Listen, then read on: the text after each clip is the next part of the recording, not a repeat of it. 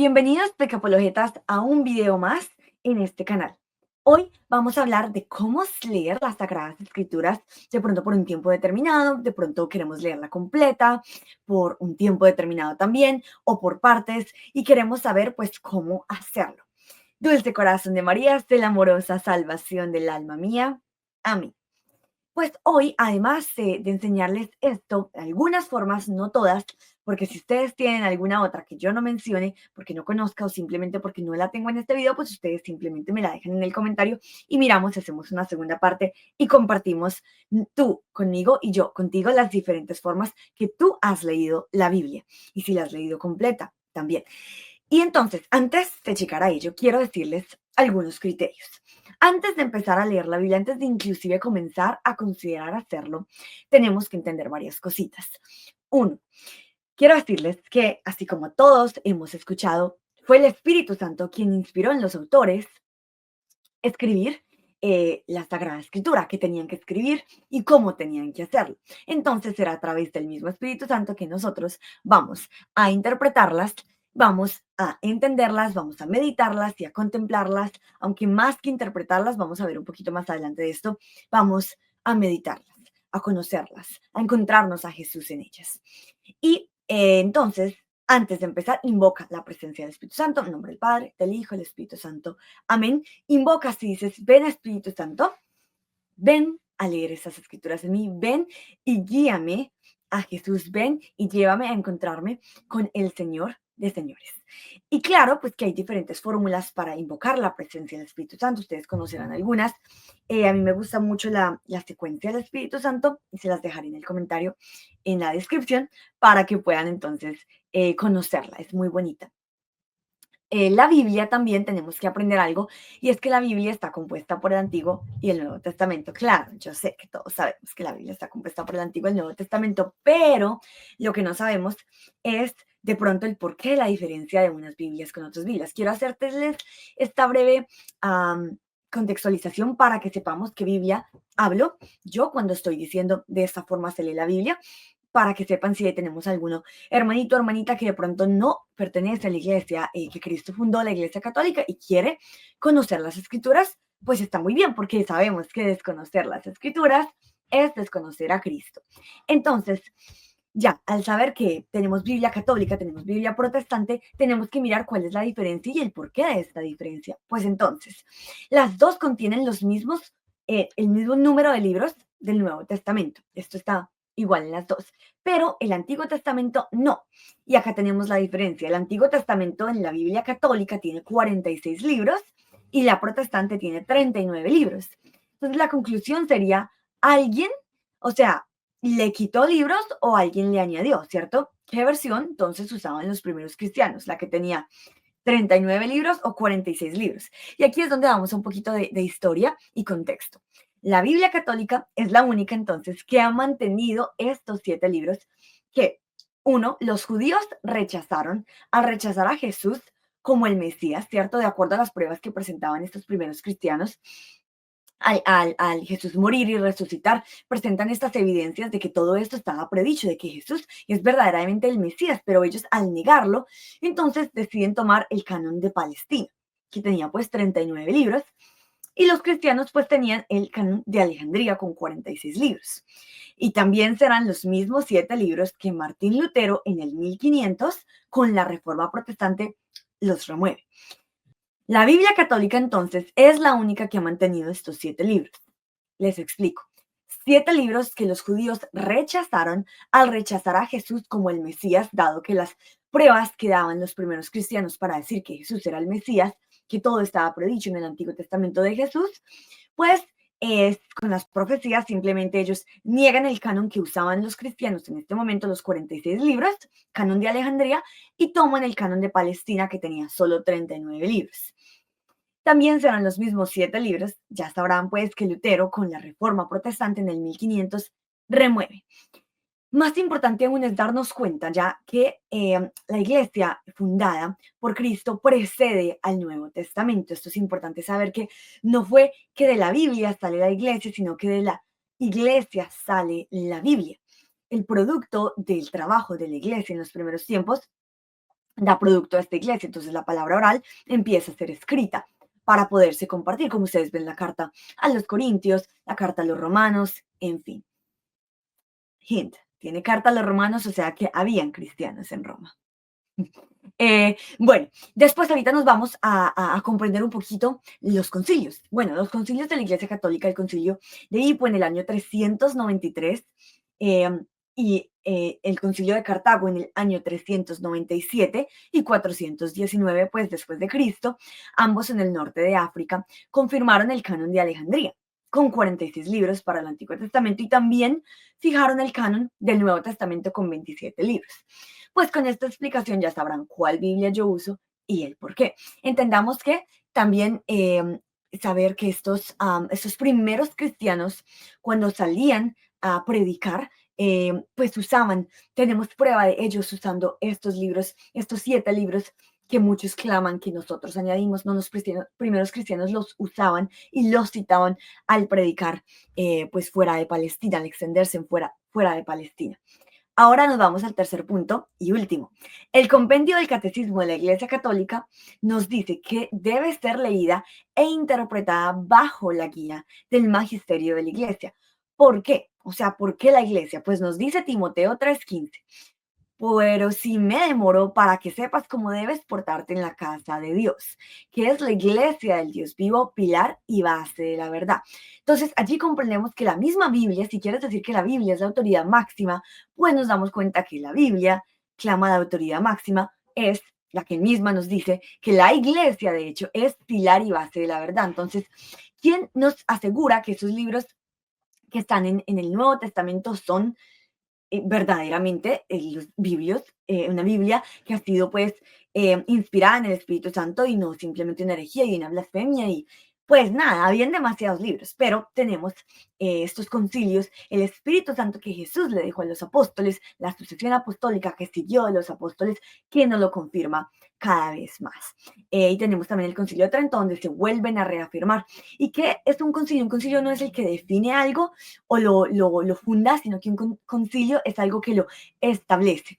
Entonces, cada que había un concilio era porque alguien, por ejemplo, el nestorianismo y así, diferentes herejías que salían, entonces se reunía la iglesia, inclusive cuando decían se tienen que circuncidar antes del bautismo, pues había una reunión y la iglesia con el poder y la autoridad que Cristo les había dado y a través del Espíritu Santo que había mandado por ellos, a ellos, pues ellos podían decir sí o no. Entonces, desde siempre, la iglesia es la que tiene la autoridad para hablarnos de Cristo, no, todos podemos hablar de Cristo, pero la iglesia se asegura que lo estemos haciendo bien. Nosotros nos aseguramos y nos adherimos a la explicación de la iglesia, porque la iglesia, pues, como dice la Biblia, es pilar y base de la verdad. No un ser humano, no un pastor, no un sacerdote, no un papa. No, es la iglesia, el magisterio. Amén. Y no se confundan cuando digo un sacerdote, si un sacerdote habla algo opuesto a lo que habla la Biblia en bajo del magisterio, de la interpretación del magisterio, o un pastor, por ejemplo, diciendo que María tuvo más hijos, mostrando algo que supuestamente entonces la Biblia contradeciría, aquí tenemos que decir, espérate, tienes que estar bajo este magisterio a quien se le confieron los libros. Amén. Entonces pasamos a esta a entender, ¿no? A 3 criterios, ¿no? Atención al contenido, a la unidad de toda la escritura. La escritura no se puede contradecir. Acá no puede decir que María tuvo hijos y acá pues que es virgen. El Antiguo Testamento predice que es la virgen y que así reconocerán que es el Mesías, pero aquí entonces el Nuevo Testamento dice que no, que tuvo más hijos. De hecho, en una parte dice que Jesús tuvo 500 hermanos. Entonces, bueno, María tuvo 500 hijos. No puede ser que se contradiga la Biblia. Listo. Lectura en la tradición viva de la iglesia. Conocemos que los padres de la iglesia, como San Agustín, diferentes padres de la iglesia, Tomás de Aquino, interpretaron la Biblia con el Espíritu Santo que se les fue dado y de una manera u otra tenemos de la forma que está debajo del imperio, debajo del magisterio, pero no contradice el magisterio, nos ilumina más este misterio. Y respecto de la analogía de la fe, de la cohesión entre las verdades de fe, esto es algo que les digo, ¿no? Una fe no puede contradecir otra fe, o sea, hay verdades de fe que no se contradicen y son probadas, además de estar probadas en la historia como la resurrección, son probadas históricamente. Tenemos la sábana santa de Turín y en fin. Amén. Entonces, Vamos a terminar con esto. Monseñor Munilla nos dice que si no lo hacemos, o sea, si interpretamos la Biblia como yo quiero o lo que yo quiero que diga, pues nada, tendríamos el riesgo de hacerle decir al Espíritu Santo lo que en realidad quizás es mera intuición nuestra y no ha sido tanto la luz del Espíritu Santo. Yo puedo querer que Jesús diga esto y pues nada, yo simplemente entonces al leerlo voy a decir, oh, es que es simbólico lo de la Eucaristía, es simbólico lo del pan y lo del vino. Mm, no, mucho cuidado. Si vemos que los padres de la iglesia, o sea, las personas del año 100 como San Ignacio de Antioquia, San Policarpo y todas estas personas que fueron discípulos de los apóstoles, están diciéndome que la Eucaristía es cuerpo, alma, sangre y divinidad de mi Señor. Y yo lo quiero negar en base a la interpretación del Espíritu Santo, no es interpretación del Espíritu Santo. Y ahora sí nos vamos. Si quieres leer la Biblia completa, te presento formas. Primera forma, ir a la Santa Misa. Sí, ok. Debe ser de rito romano. Sabemos que tenemos diferentes ritos en la Iglesia Católica. La misa de rito romano, pero novus ordo, porque tenemos la tridentina también. Vamos a hablar del novus ordo. ¿Por qué? Porque hay diferencias en la novus ordo y en la misa tridentina. No voy a entrar en profundo con esto, solo les digo que en la novus ordo tenemos 3 años litúrgicos, en la misa tridentina es un año litúrgico, pues cada año, es así. Entonces ellos tienen 2 evangelios, nosotros tenemos un evangelio, hay diferentes lecturas, por ejemplo la segunda y la primera lectura, que es algo que no tiene la tridentina, pero tiene muchas oraciones y salmos que leeríamos pues en la primera y la segunda, los tiene de otras formas la tridentina. Entonces, hay muchas diferencias, no las conozco todas, solamente les estoy diciendo que hoy les estoy hablando de ir a la Santa Misa del rito romano Novus Ordo. Ya les explico por qué. No podemos parar de ir por 3 años consecutivos para lograr leer la Biblia completa. ¿Por qué? Porque cuando hubo este Segundo Concilio Vaticano II, se hicieron algunos cambios y cambios que la Iglesia, con su autoridad, hizo. Entonces no está nada por el contrario, ¿no? Nada que contradizca nuestra tradición. Ahora, comprendemos que el año litúrgico pues son A, B y C. Entonces, ahorita, si quieren saber, estamos en el año C. Entonces, si ustedes quieren pues empezar a asistir 3 años a misa consecutivo, a misa novus ordo, o sea, la que nosotros vamos, la que la mayoría de personas van, pues nada, empieza este noviembre 30 del 2025, porque empezamos el año A. Recuerden que un año litúrgico no es lo mismo un año del calendario, como el que uno usa en la vida normal, que es de enero a diciembre, ¿no? El año litúrgico para la Iglesia Católica inicia en Adviento y termina el día de Cristo Rey, ¿cierto? Entonces, este año empieza en noviembre 30 del 2025, por eso les estoy diciendo desde ya para que se preparen y pidan la gracia. Eh, entonces, esta invitación, cada ciclo tiene su propia secuencia de lecturas del Antiguo y Nuevo Testamento en la liturgia de la Iglesia, de modo que la distribución de los textos bíblicos a lo largo de 3 años brinda a los fieles una visión integral de toda la historia de la salvación. Esto es lo que nos dice la iglesia, ¿no? Entonces nos permite de alguna forma pues saborear la palabra de Dios antes de saborear la palabra hecha carne, que es Jesucristo en la Eucaristía. Segunda forma, la liturgia de las horas o el oficio divino. Muchos que están muy envueltos en la iglesia podrán conocer esta forma, pero les quiero traer un poquito de contexto de la historia, un poquito del porqué, de cómo se creó, un poquito de qué es lo que se hace para el que no la conoce, así que vamos. Es el conjunto de oraciones, tiene salmos, antífonas, himnos, oraciones, lecturas bíblicas y otras que la iglesia, otra vez, la iglesia, la autoridad, ha organizado para que sean rezadas en determinadas horas de cada día. ¿Y cuál es su fin, pues, de esto? Pues su fin es consagrar las horas al Señor, extendiendo la comunión en Cristo efectuada en el sacrificio de la misa. Quien reza el oficio hace un paro, o sea, en sus labores para rezar con la iglesia, o sea, nos unimos. Si yo estoy en la universidad, si yo estoy en el trabajo, si estoy haciendo cosas en mi casa, pues yo en esa hora cuando el reloj punta esa hora, pues yo paro aquello que estoy haciendo, inclusive el sueño para unirme con la iglesia y orar en comunión. Quien reza, pues, este oficio, pues sabemos que los sacerdotes, los religiosos, las religiosas tienen la obligación, ellos cuando hacen los votos perpetuos, no tienen esta obligación al rezar el oficio divino, o sea, ellos es una responsabilidad que tienen y es obligación. Pero nosotros los laicos no, la iglesia nos invita a rezar, la liturgia de las horas, eso sí, es algo muy enriquecedor que deberíamos hacer para unirnos con los sacerdotes religiosos, religiosas, empezando uniéndonos con ellos, algunos que caen en este oficio diario, que no logran la perseverancia o se están cansando, porque no es fácil perseverar. Si no es fácil con una novena, una oración, no lo será con 5 oraciones al día. Así que pidamos por ellos, orando, uniéndonos espiritualmente con ellos. Y vamos a ver la historia, o sea, ¿por qué eso? ¿Qué pasó? ¿Qué es? Durante la Edad Media, el oficio divino dice que se organizó partiendo principalmente de los monasterios benedictinos. Sabemos que hay muchos frutos de los monasterios y esto va a ser de pronto otro video que les haga la historia de cómo nacieron muchas cosas en la humanidad gracias a los monasterios. Pero esto es de los monasterios benedictinos. En su regla, San Benito recomienda intensamente a sus monjes que durante sus viajes no dejen pasar las horas de la oración. Entonces, debían rezarse, pues ellos rezaban cada semana el Salterio íntegro. Los 150 salmos, sí, 150 salmos los rezaban cada día.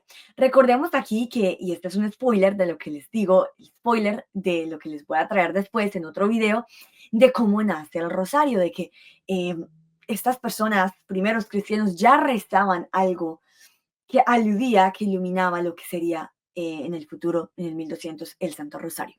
Entonces, estos 150 salmos, que si ustedes se dan cuenta, pues eran 3 misterios, antes de que se añadiera el cuarto, pues entonces 3 por 5, 150. Entonces, spoiler, seguimos. Para rezar algunas horas, las horas menores, no era obligación acudir a la iglesia, sino que al escuchar la trompeta o la campana, los monjes, interrumpiendo sus ocupaciones, pues se ponían en orar en el lugar que se encontraban, como lo hacen los musulmanes. Si no saben, los musulmanes oran 5 veces al día y lo sacaron de esa tradición que tenían los primeros cristianos. Y tenemos todavía los católicos. Para las horas mayores, que están las maitines, laudes y vísperas, pues toda la comunidad se reunía en la iglesia. Entonces sonaba la campana, sonaba la trompeta, todos iban a reunirse a la iglesia. Y para los que no saben, de hecho, leía una historia como, esto es histórico, que el reloj, la idea de las 24 horas, la idea de este reloj, fue primero un reloj muy diferente a lo que conocemos hoy, pero esto salió de los monasterios, por el orden y la disciplina que tenían los monjes. A partir del siglo 12, por la influencia de los frailes menores franciscanos, viajaban con frecuencia. Ellos pues se promulgó un libro abreviado que se llamaba el brevario, ya que era imposible pues llevar los números volúmenes que se requerían en el monasterio, ¿no? Entonces la actual forma del oficio divino fue promulgada ya por el Papa Pablo VI en 1970, en la Constitución Apostólica Laudis Canticum. Los textos y los arreglos de la liturgia de las horas fueron revisados ya pues de acuerdo a las directrices del Concilio Vaticano II, ¿no? Esto no lo dice la Constitución sobre la liturgia. Cuarta, 83 al 101. Entonces, ¿qué es el oficio divino? Ya como les expliqué la historia y de cómo se fue haciendo, empezó y cómo se empezó a ser más ordenado, más disciplinado, hasta que ya se vuelve algo como lo que conocemos hoy día. El oficio divino, nos dice el Sacrosanctum Concilium número 84, es verdaderamente la voz de la esposa misma dirigida al esposo. Es la propia oración que Cristo, junto con su cuerpo, dirige al Padre. ¡Qué lindo! Pues en las horas se ejercita el sacerdocio real de los bautizados. Acuérdense, somos sacerdotes, reyes a través por el rito de Melquisedec. Este sacrificio de la alabanza se conecta pues así al sacrificio de la Eucaristía, y ambas a la vez nos preparan y surgen de la misa. Tenemos que entender que el culmine es Cristo, que todo el centro es Cristo. Entonces, esto nos prepara para recibir a Cristo y lo unimos al sacrificio real en la Eucaristía. Estas horas se llaman las canónicas, se las voy a decir así como muy rápido. La primera, maitines, se reza después de la madrugada, en las primeras horas del día. Después, laudes, que significa alabanzas, consiste en un himno, en 2 salmos, en un cántico del Antiguo o Nuevo Testamento, una lectura corta de la Biblia, el Benedictus, responsorios, intercesiones, el Padre Nuestro y una oración conclusiva. Laudes y vísperas, ya la van a ver después, son las que usualmente la gente laica reza y se acompaña, ¿no? Tenemos también las horas menores. Tenemos la primera hora, que es después de salir el sol, aproximadamente a las 6 de la mañana. La tercia, que es la tercera hora después de salir el sol, aproximada 8 de la mañana. Y la sexta, que es aproximada 11 de la mañana. Y la nona, que es la novena hora, a las 2 p.m. Tenemos también, esta es la tercera, ¿no? Las horas menores. Tenemos la cuarta, que son las vísperas. Viene de vesper, de tarde, es el oficio de la tarde, que consiste en un himno, 2 salmos, un cántico del Antiguo y Nuevo Testamento, una lectura corta de la Biblia, el Magníficat de la Santísima Virgen, el Proclama mi alma la grandeza del Señor, responsorios, intercesiones, el Padre Nuestro y una oración conclusiva. Y después tenemos las completas, que es la oraciones del oficio divino al acostarse. Usualmente con el Padre Claudio, cuando nos encontrábamos en intercesión, hacíamos las completas con él. Amén. Hoy hemos hecho las vísperas también con él cuando entramos a Mil Marías, en fin. Y la tercera forma es leer la Biblia en un año con el método que nos propone Pepe González. Recordemos que este método, a diferencia de los anteriores que les dije, ¿no? Si tú vas a Santa Misa, pues vas los 3 años seguidos, logras leer la Biblia completa. La diferencia un poco con las horas del oficio, ¿no? Porque son un poco, para que la llegues a leer completa, pues también estarías yendo a la Eucaristía, es un acompañamiento, entonces van juntas, pero esta es, si tú quieres leer la Biblia en un año, Pepe González, una persona muy conocida, pues nos comparte este conocimiento. Dice que rezando 3 capítulos por día logramos completar la Biblia en un año. Pero ¿y en qué orden? Listo, acá te lo traigo. Va, Evangelios. Primero, después decimos, va el Evangelio de San Marcos, después el Evangelio de Mateo, después el Evangelio de Lucas, después el Evangelio de San Juan. Después tenemos Hechos de los Apóstoles, las 13 cartas de San Pablo, después la carta de Santiago, vamos con después la primera carta y la segunda carta de San Pedro, después la primera, la segunda, la tercera carta de Juan, después vamos a las cartas de San Judas Tadeo, después leemos la carta de Hebreos y libro de Apocalipsis. Y él dice, cuando ya hemos terminado el Nuevo Testamento, que nos hemos dado que Cristo es el centro, el corazón y la llave maestra de interpretación, pues entonces si ya pudimos ver a Jesucristo, lo pudimos conocer, vamos a poderlo ver en el Antiguo Testamento. Entonces no empezamos con el Antiguo Testamento. Y después con el Antiguo Testamento, que lo llaman mucho la Antigua Alianza, sabemos que tenemos la Antigua Alianza y la Nueva Alianza, que la Nueva Alianza se sella con la sangre, con la Eucaristía, esta es la Nueva Alianza, y la Antigua, pues tenemos 18 libros proféticos. Primero, lees esos 18 libros proféticos. Después, los 7 libros de sabiduría, que son Job, Salmos, Proverbios, Eclesiastes, Cantar de los Cantares, Sabiduría, Eclesiástico, en fin. Pasas después a las historias edificantes de Ruth, pues la reina Esther, Tobías. Y ya por último, te vas a los libros históricos, el Pentateuco, ¿no? Que son los 5 primeros libros de la Biblia.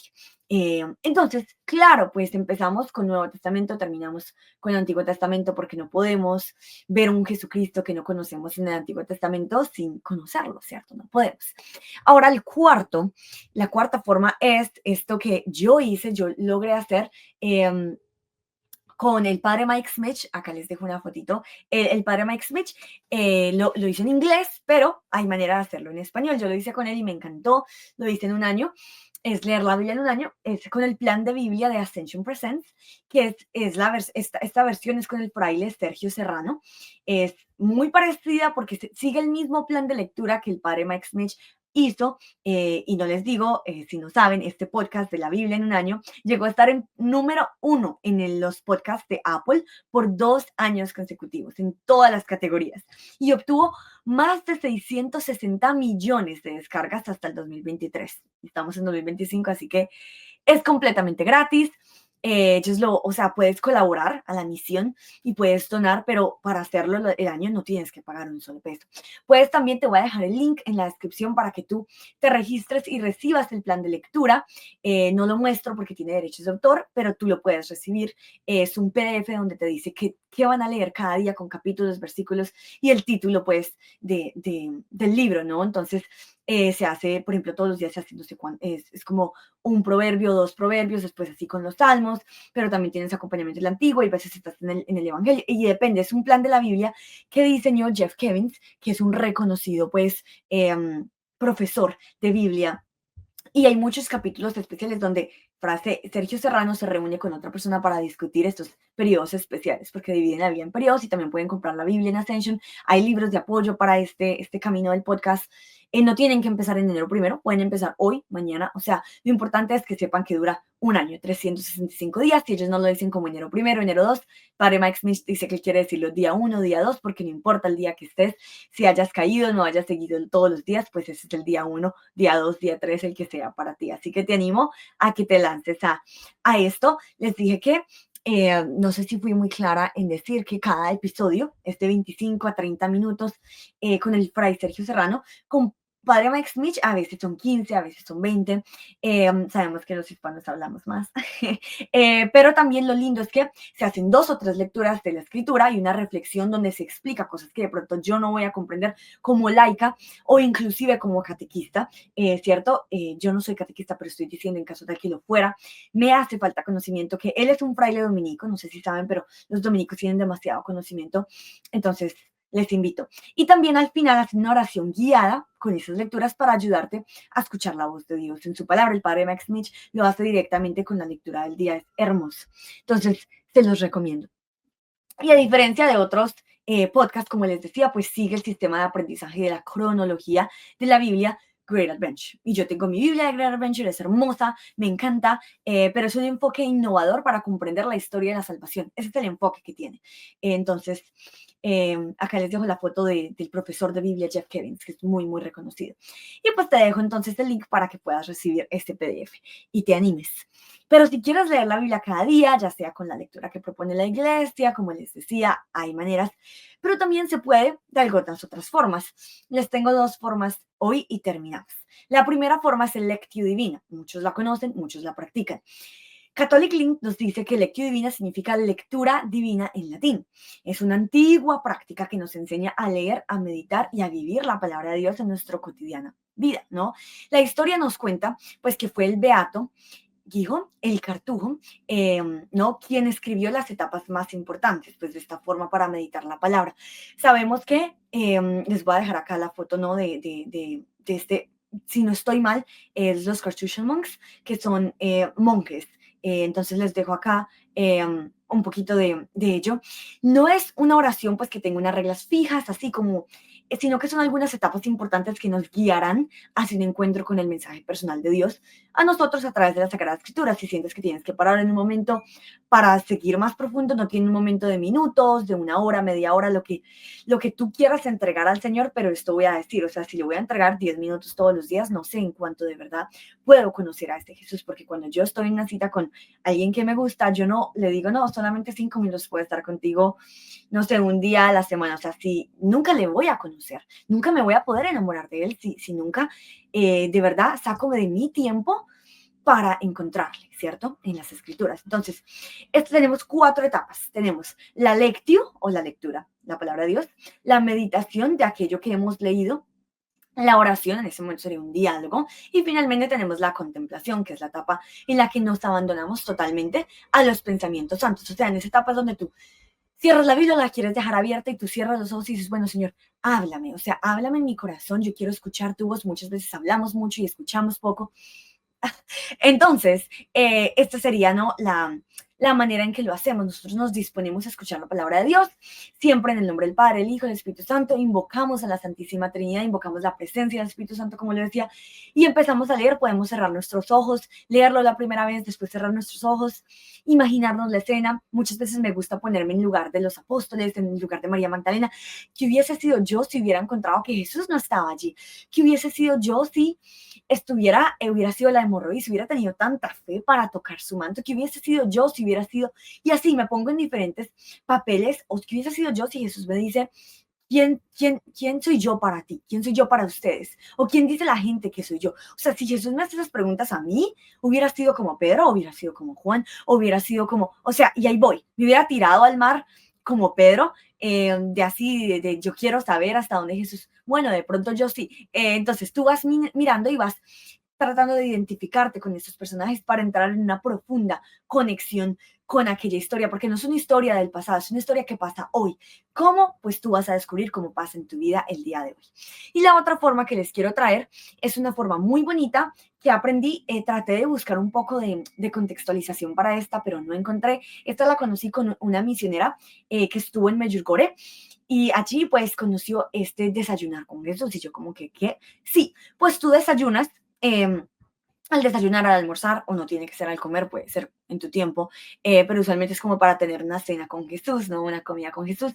Y tú abres la Biblia, y ese sería pues tu pan de cada día, ¿no? No solo de pan vive el hombre, sino de cada palabra que sale de la boca de Dios. Tú abres la Biblia y pues nada, tú empiezas a dejar que Jesús pues te hable. Entonces, lo que se hace es que se ora, el se ora, se puede hacer en el Santísimo, digitalmente, presencialmente, y empiezas a pedir la iluminación del Espíritu Santo. Dejas que Jesús llegue a tu corazón y cuando sientas esa paz que te abruma, decirle, Señor, así no sientas nada, lo hacemos.